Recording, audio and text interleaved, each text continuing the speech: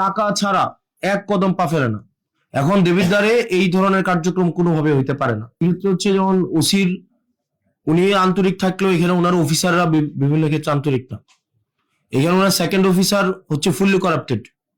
ওনার second officer, আপনার second officer fully corrupted, টাকা ছাড়া কোনো, উনি হচ্ছেন পা চলে না। একজন আছে এসআই ভূষণ, টাকা ছাড়া এসআই ভূষণ নামে একজন আছে, টাকা ছাড়া কোনো ইয়া করে না, মানে একটা পা মুভ করে না। এখন ধরেন আপনি হচ্ছেন ধরতে যাবেন, ধরতে যাওয়ার আগে থানা থেকে ফোন দিয়ে দিল যে আমরা আসতেছি, তাইলে তো এখানে একটা পিলো পাসিং এবং চোর পুলিশ খেলা হয়। আপনি আপনার যারা অফিসার আছে আপনি ওনাদেরকে ওনাদের সাথে নিয়ে বসেন, এবং এটা না হয় খুব মানে জনরোষের শিকার হবেন আপনারা। এবং যদি আপনার অফিসার যারা আছেন, বিশেষ করে আপনার সেকেন্ড অফিসার নোয়াখালী মনে হয় বাড়ি, আর হচ্ছে আমি নামটা মনে করতে পারতেছি, ওনার নাম কি, মতিন মনে হয়, হ্যাঁ ওনার নাম মনে হয় মতিন। ফুললি করাপ্টেড একটা মানুষ, এবং আমাদের কাছে, আমি এভিডেন্স নিয়ে কথা বলছি, আমার কাছে প্রুফ আছে। এবং হচ্ছে আরেকজন আছে এসআই ভূষণ, ভবতোষ না, ভবতোষ, এসআই ভবতোষ টাকা ছাড়া এক কদম পা ফেলে না। এখন দেবিদ্বারে এই ধরনের কার্যক্রম কোনোভাবে হইতে পারে না। আপনার একটা স্বাভাবিক সাধারণ মানুষ, আপনার হচ্ছে, এবং থানার মধ্যে আপনার থানা আপনি চালান না, আপনার থানা চালায় হেলাল, আপনার থানা হেলাল চালায়। এবং আমি এখানে মানে ফ্যাক্ট বেসড আমি কথা বলছি, একটাও না জেনে আমি কথা বলছি না। আপনার থানা চালায় হেলাল, হেলালের বাবা আগে আগে চাকরি করতো। এখন হেলাল কোনো মানে কোনো মানে ইয়া থেকে, আপনি আমাকে বলতে পারেন এই ধরনের কথা তো ধরেন আপনাদের লিগেল প্রসিজারে নাই, এটা নাই সেটা নাই, আপনাদের এই জায়গায় থানায় এগুলা জিনিসগুলো ঘটছে, প্রত্যেক দিন ঘটছে। এবং থানায় হেলাল আপনার থানায় ঢুকতে পারবে না।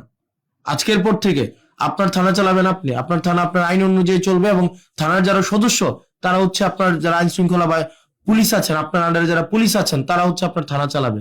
এখন থানা যদি চালায় এমন জন যার যে পুলিশ না, যার হচ্ছে এখানে কোনো চাকরি নাই, সে যদি থানা চালায়, থানায় কোন মামলা রুজু হবে কোন মামলা রুজু হবে না, কোনটা মামলা এজাহার ভুক্ত হবে কোনটা এজাহার ভুক্ত হবে না, তারপরে হচ্ছে আপনি আমাকে বলতে পারেন যে না এগুলা হয় না, এগুলা উনার কাছ থেকে অ্যাপ্রুভাল নিয়ে, এটা মৌখিক একটা অ্যাপ্রুভাল নিয়ে তারপরে থানায় হচ্ছে ভুক্তভোগীরা যাইতে হয়।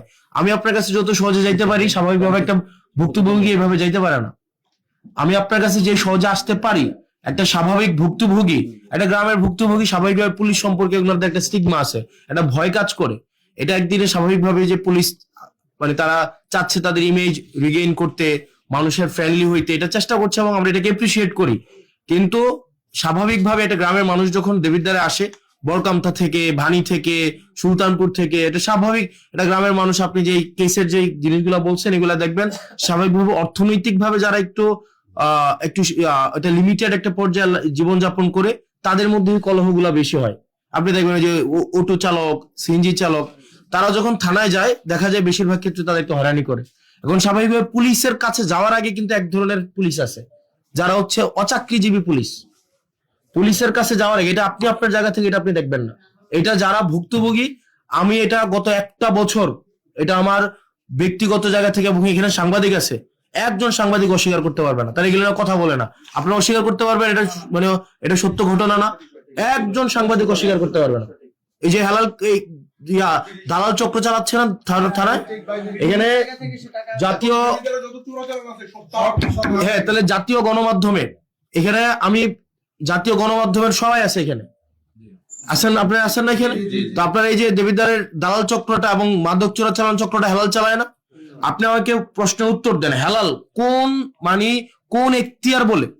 এই মিটিং এ যারা আছে প্রত্যেকের একটা নিজস্ব একটা এই মিটিং এ থাকার একটা ক্রাইটেরিয়া আছে। হেলাল কোন এখতিয়ার বলে আপনার চৌসীমানার মধ্যে থাকবে, এবং এই বিষয়ে আপনি সিরিয়াস অ্যাকশন নেবেন।